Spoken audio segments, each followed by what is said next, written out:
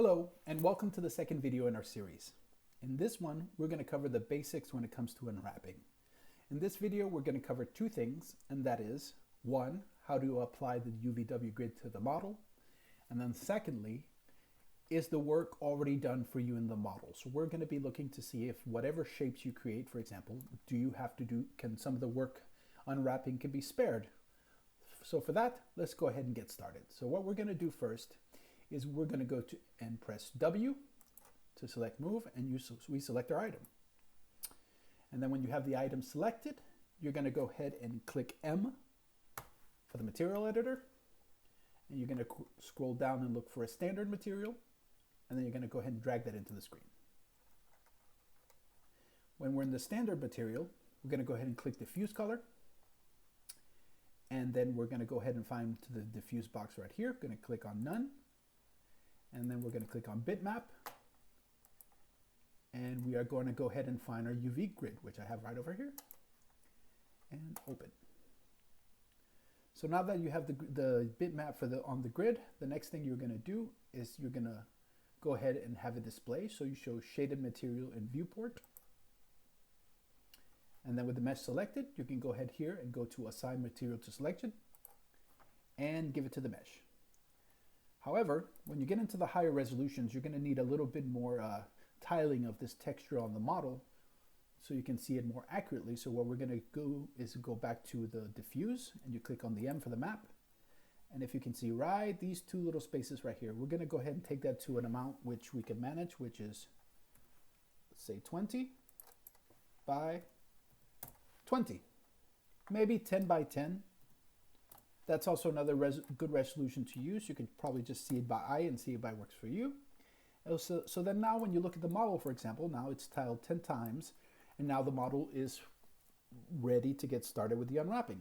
So what do I mean with is the work already done for you? Because the thing is, unwrapping is, like I said, one of the most tedious and boring tasks that you're going to do. You have to, and the fact that it's tedious, it also means that you have to be meticulous.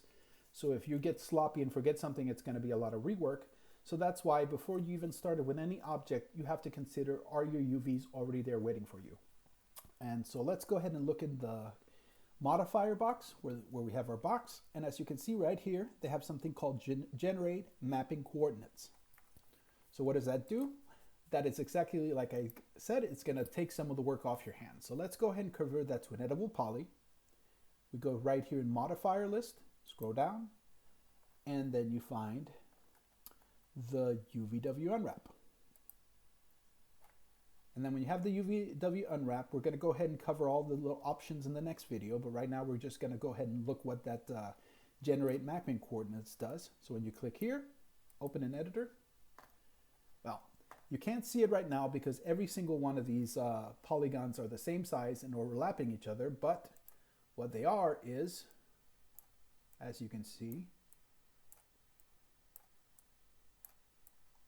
already mapped for you.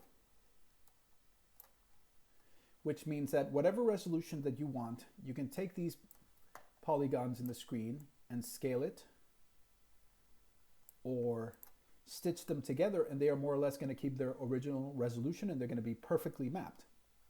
So that means when you create anything in game and you start from a base object, let's go ahead and say a cylinder. We're going to create a cylinder. Boop, erase it there. When you apply the material to it, press M, assign material to selection. As you can see, to a certain degree, it's already mapped. But the thing is, whenever it has that generate auto coordinates, it's going to be mapped within that UV space. So for something like this, for example, you're going to want to go again, find UVW unwrap,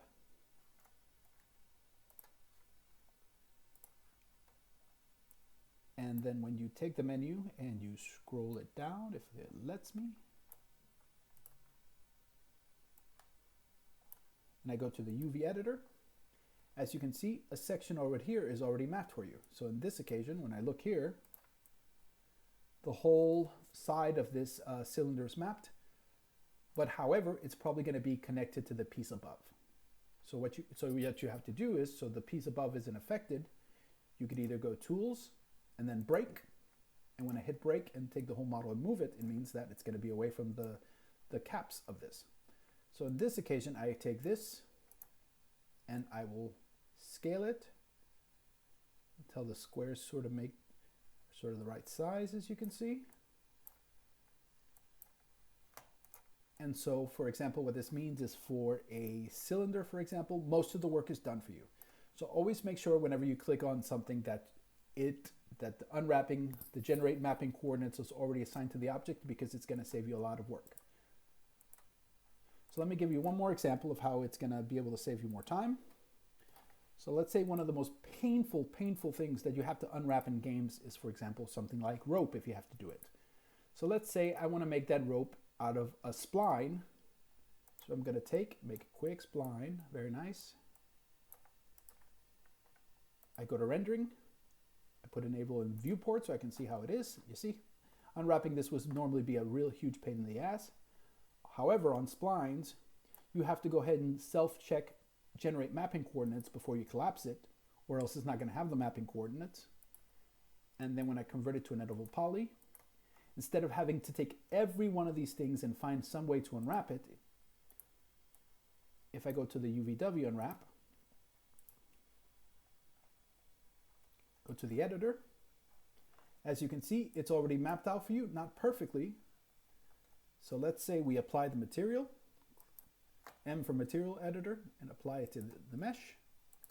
The only thing you really have to do is go and take the whole thing and scale it. And then, as you can see, slowly it starts to become less distorted according to what you do to it. So in this occasion, I would probably go in that direction. And boom, just about more or less, the whole mesh has been mapped for you. Of course, you have to adjust it to make sure the resolution is good. But if you were to take a rope or a complex object like that and unwrap it from the beginning, it would take you forever.